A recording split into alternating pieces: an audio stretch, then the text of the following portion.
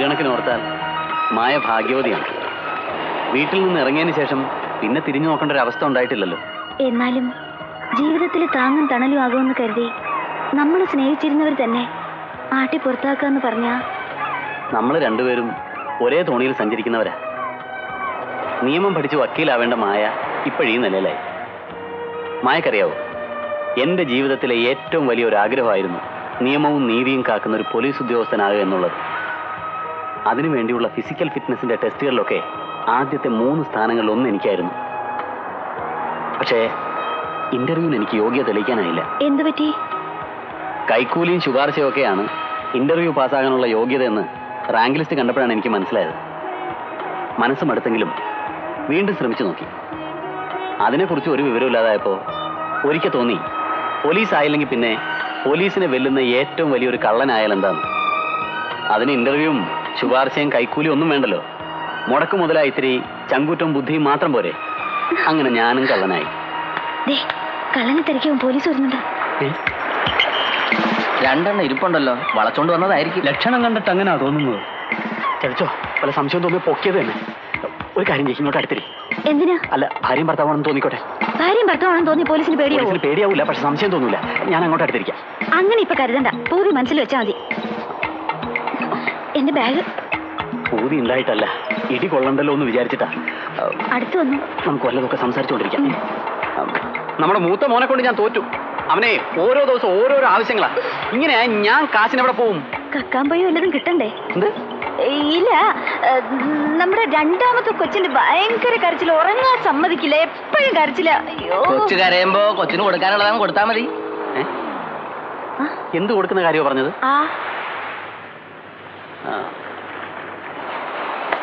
അടുത്ത പോലീസുകാർ വരുന്നതിന് മുമ്പ് പോകാം.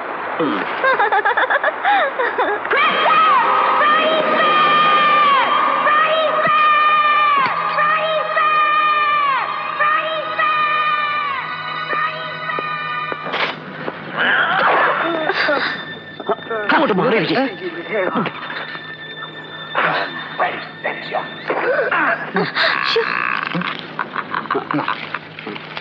One down. 2 to go.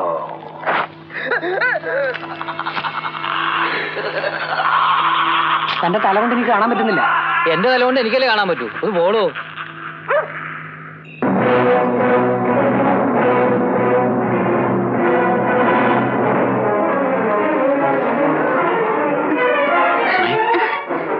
മായക്കെന്താ ഒട്ടും പേടിയില്ലാത്ത? ഇത് സിനിമയല്ലേ?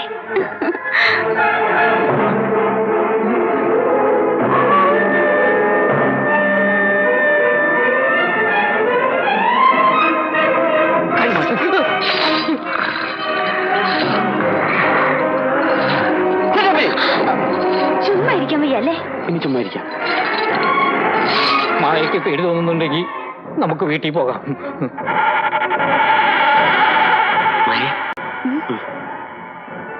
പേടി തോന്നുന്നെങ്കിൽ ഇങ്ങ് അടുത്തിരുന്നോ. ദൂരെ ഇരുന്ന് പേടിക്കാൻ വയ്യേ?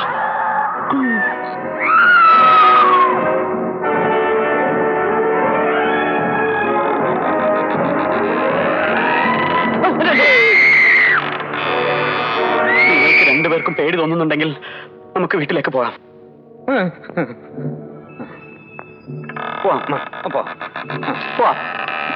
നിക്ക് നിക്ക്.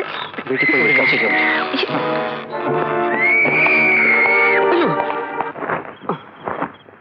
എനിക്ക് ഈ ഹൊറർ ഫിലിം കാണാൻ ഒരു താല്പര്യമില്ല. പിന്നെ വേറെ സിനിമയൊന്നും ഇല്ലാത്തോണ്ട് കയറിയതാ. എനിക്ക് ഹൊറർ സിനിമ കാണുന്ന ഭയങ്കര ദേഷ്യമാണ്. നീ എന്താ ഇവിടെ വന്ന് കിടക്കുന്നത്? എടാ, ആ സിനിമ കണ്ടു കഴിഞ്ഞതിന് ശേഷം നിനക്ക് ഇവിടെ ഒറ്റയ്ക്ക് കിടക്കാൻ പേടി തോന്നണല്ലേ? എനിക്ക് പേടിയൊന്നുമില്ല. നീ അപ്പുറത്ത് പോയി കിടക്കും. നിന്റെ മുഖം കണ്ടറിയാൻ നിനക്ക് പേടി തോന്നുന്നുണ്ടെന്ന്. പേടിയില്ലെന്ന് പറഞ്ഞില്ലേ? എന്നാ എനിക്ക് പേടിയുണ്ട് നിന്നെ ഇവിടെ ഒറ്റയ്ക്ക് കിടത്താൻ. എടാ, ഈ പേടിയാണ് മനുഷ്യന് ഭയം ഉണ്ടാക്കുന്നത്. അതെ. നീ അവിടെ കിടന്നോ, ഞാൻ അപ്പുറത്ത് പോയി കിടന്നോളാം. എടാ, മനുഷ്യനെ പേടിപ്പിക്കാൻ നീ ഇവിടെ വന്ന് കിടന്നേ. വലിയ നാശമായല്ലോ. അങ്ങോട്ട് നീ കിടക്ക്.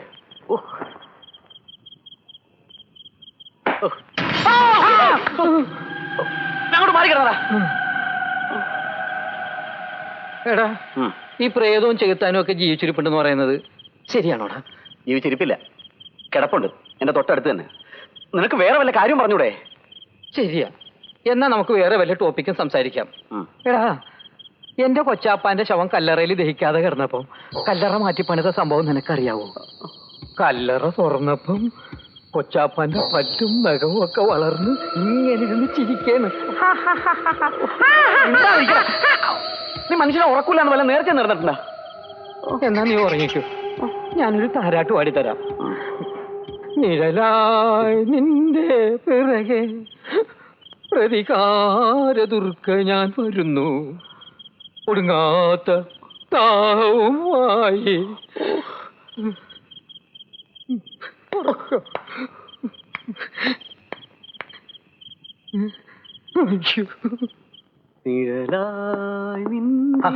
നീ എവിടെയായിരുന്നു? ഞാൻ നിന്നെ അന്വേഷിച്ചിറങ്ങാൻ തുടങ്ങിയതാ. എന്താടാ? നിന്നെ അന്വേഷിച്ച് നിന്റെ അമ്മ വന്നിരുന്നു. നീ അപ്സെറ്റ് ആവരുത്. നാട്ടിലെ ഡോക്ടർ പറഞ്ഞ അനുസരിച്ച് കൊച്ചമണിയെ നമ്മുടെ ഈ സിറ്റി ഹോസ്പിറ്റലിൽ അഡ്മിറ്റ് ചെയ്തിട്ടുണ്ട്. കുറച്ച് സീരിയസാ. മധുമി, നീ പേടിക്കണ്ട, ഒന്നും സംഭവിക്കില്ല. ഞാൻ മായയോടും മറിയച്ചെടുത്തോടും വിവരം പറഞ്ഞ് അങ്ങ് എത്തിയേക്കാം. നീ ഹോസ്പിറ്റലിലേക്ക് അല്ലേ, ചെല്ലടാ. എന്റെ മോളെ ഈശ്വരൻ ഒരു നിത്യരോഗിയാക്കി കളഞ്ഞല്ലോ. അമ്മ വിഷമിക്കാതിരിക്കെ, കൊച്ചമണിക്ക് ഒന്നും സംഭവിക്കില്ല. എന്റെ അസുഖം മാറുമോ ഗോപിയേട്ടാ? ഒന്നുമില്ല മോളെ, ഡോക്ടർ പറഞ്ഞില്ലേ എല്ലാം ഭേദമാവുന്ന. ഡോക്ടർ എന്ത് പറഞ്ഞു? ഹാർട്ടിന്റെ ഒരു വാൽവ് വളരെ വീക്കാ, ഉടനെ ഒരു ഓപ്പറേഷൻ വേണം. പാവം കൊച്ച്, ഇത്ര ചെറുപ്പത്തിൽ ഇങ്ങനെ ഒരു അസുഖം ഉണ്ടായില്ലോ. നീങ്ങുന്നേ.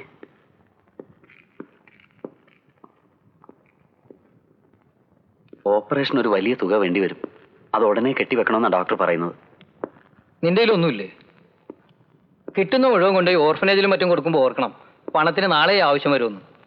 ചെയ്യുന്ന പാപത്തിന്റെ ഭാരം അല്പമെങ്കിലും കുറയട്ടെ എന്ന് കരുതിയാ എന്തെങ്കിലും നല്ല കാര്യങ്ങളും ചെയ്യുന്നത്. ഇനി നമ്മുടെ കാര്യത്തിന് എന്താ ഒരു വഴി? ഞാൻ നോക്കിയിട്ട് ഒരു വഴിയും കാണുന്നില്ല മാതുണ്ണി. കർത്താവ് എന്തെങ്കിലും വഴി കാണിച്ചു തരും.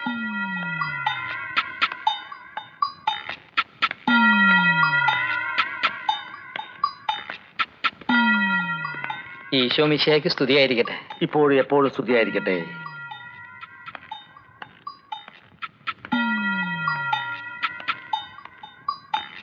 Good morning father.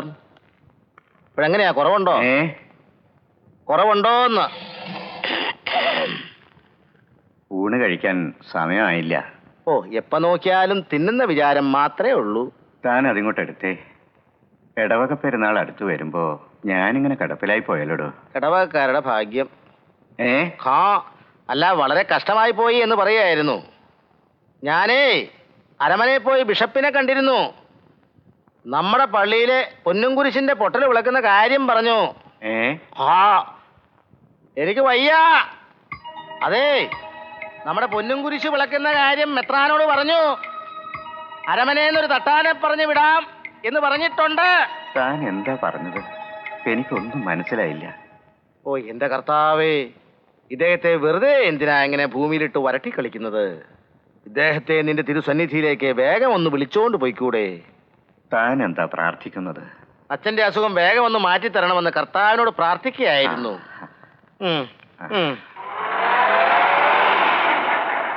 പിതാവേ,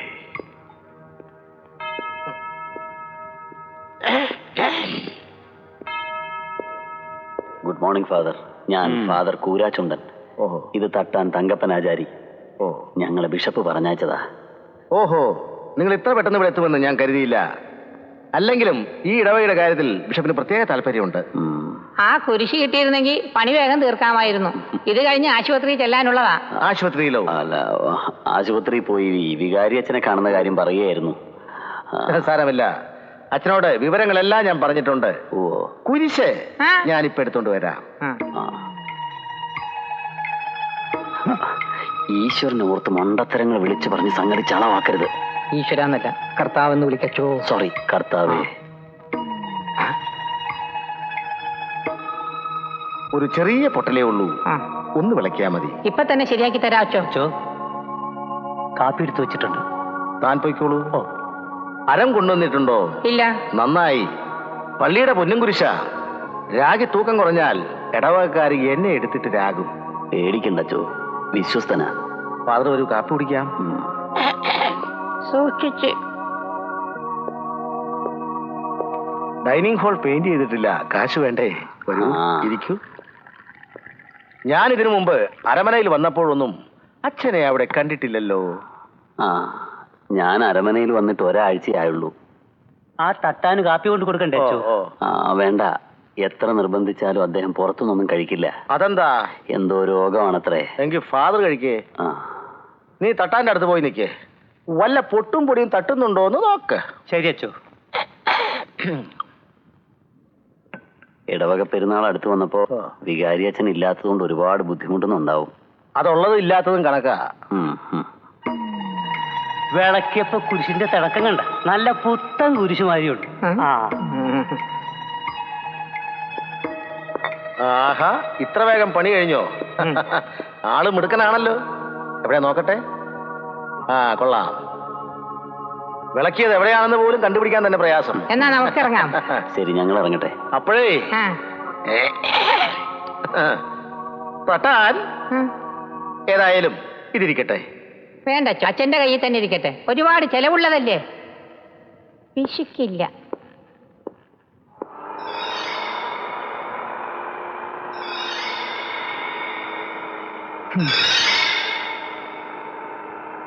പള്ളി പെരുന്നാളിന് ഈ കുരിശ് എഴുന്നള്ളിച്ചു കൊണ്ടുപോകുന്നത് കാണുമ്പോൾ ഭക്തിയോടെ കൊതിയോടെ ഞാൻ പലതവണ നോക്കി നിന്നിട്ടുണ്ട്.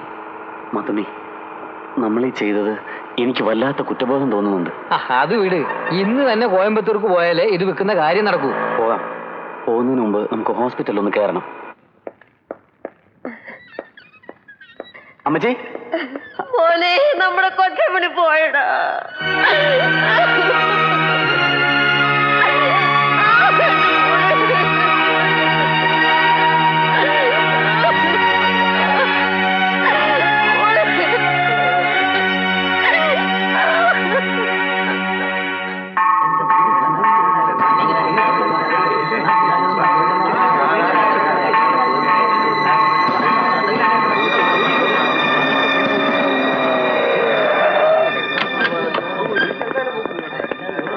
ഒരിക്കലും ചെയ്യാൻ പാടില്ലാത്തൊരു തെറ്റാണ് നമ്മൾ ചെയ്തത്. ദൈവം അതിനെന്നെ ശരിക്കും ശിക്ഷിച്ചു. അല്ലെങ്കിൽ എന്റെ കൊച്ചമ്മണി മരിക്കില്ലായിരുന്നു. പോലീസ് എല്ലായിടത്തും അന്വേഷിക്കുന്നുണ്ട്. പൊന്നും കുരിശ് ഇവിടുന്നെങ്ങാനും കണ്ടുപിടിച്ചാ അതിനു മുമ്പ് നമുക്കത് എവിടെയെങ്കിലും ഭദ്രമായ സ്ഥലത്ത് കുഴിച്ചിടണം. വേണ്ട, നമുക്കത് ഉടനെ തിരിച്ചു കൊടുക്കണം.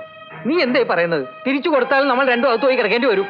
എടാ, പോലീസിനെ വെട്ടിച്ച് ഞാൻ ഒരുപാട് മോഷണങ്ങൾ നടത്തിയിട്ടുണ്ട്. പക്ഷെ അതെല്ലാം കള്ളപ്പണക്കാരന്റെ കരിഞ്ചന്തക്കാരന്റെ. ഇത് അതുപോലെയല്ല. ഇത് തിരിച്ചു കൊടുത്തില്ലെങ്കിൽ എനിക്കൊരു മനസ്സമാധാനം ഉണ്ടാവില്ല. എന്നാ നീ തന്നെ കൊണ്ട് കൊടുക്കടാ, എന്നിട്ട് കിട്ടുന്നോ വാങ്ങിച്ചോ. അതിന് ഞാൻ തയ്യാറാ. വെറുതെ പോലീസിന്റെ തല്ലുകൊള്ളണമെന്ന് നിനക്ക് എന്താ എത്ര നിർബന്ധം? നിനക്കതൊന്നും പറഞ്ഞാൽ മനസ്സിലാവില്ല. കള്ളനാണെങ്കിലും എനിക്ക് കുറച്ച് മനസാക്ഷിയുണ്ട്. ഗോപിക്ക് അതവിടെ തിരിച്ചെത്തിക്കണമെന്നല്ലേ ഉള്ളൂ. ഞാനൊന്ന് ശ്രമിച്ചു നോക്കട്ടെ. മായ വിചാരിക്കുന്ന പോലെ അത്ര എളുപ്പമുള്ള കാര്യമല്ല.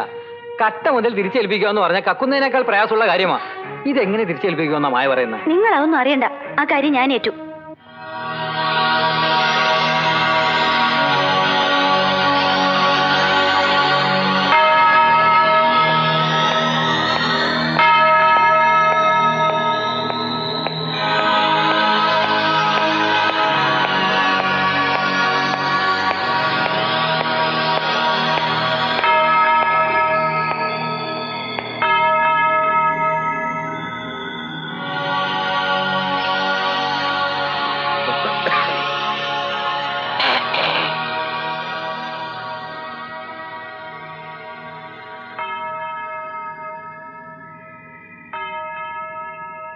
സിസ്റ്റർ എന്താ അസമയത്ത്?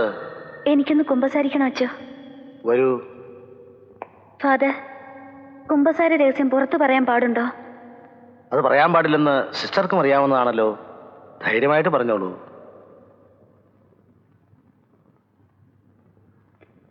ഞാനൊരു കന്യാസ്ത്രീയല്ല. മറ്റാരും സംശയിക്കാതിരിക്കാൻ വേണ്ടിയാ ഞാൻ ഈ വേഷത്തിൽ വന്നത്. ഇവിടെ ഒന്ന് മോഷണം പോയ പൊന്നിൻ കുരിശ് എന്റെ കൈവശമുണ്ട്.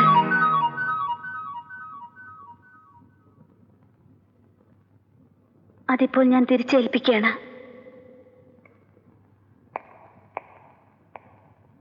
ഗതികേടിന്റെ പേരിൽ ചെയ്തു പോയ ഈ തെറ്റിന് ഞങ്ങൾക്ക് മാപ്പ് നൽകണമെന്ന് അച്ഛൻ കർത്താവിനോട് പ്രാർത്ഥിക്കണം. ഈശോ മിശിഹായ്ക്ക് സ്തുതിയായിരിക്കട്ടെ. ഇപ്പോഴും എപ്പോഴും സ്തുതിയായിരിക്കട്ടെ.